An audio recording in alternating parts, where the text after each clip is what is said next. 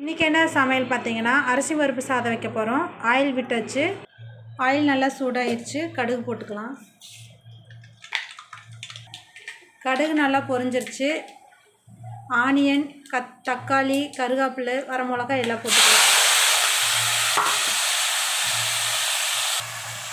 தேவையான அளவு உப்பு போட்டுக்கலாம்.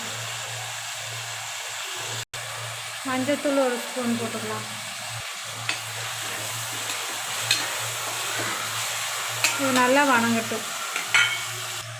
பூண்டு, சீரகம், மிளகு நுணுக்கி வச்சுருக்கேன். இது போட்டுக்கலாம்.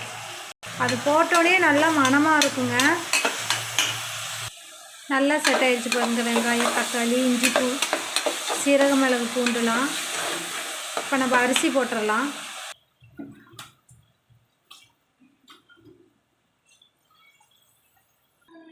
அரிசி போட்டு ஒரு கிளறிக்கலாம். நல்லா கிளறியாச்சு. இப்போ தேவையான அளவு தண்ணி ஊற்றிக்கலாம்.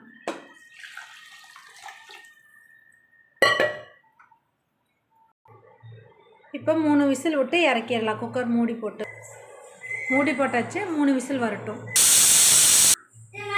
ஃபைனலாக அரிசி பருப்பு சாதம் ரெடி ஆயிடுச்சு பாருங்கள்.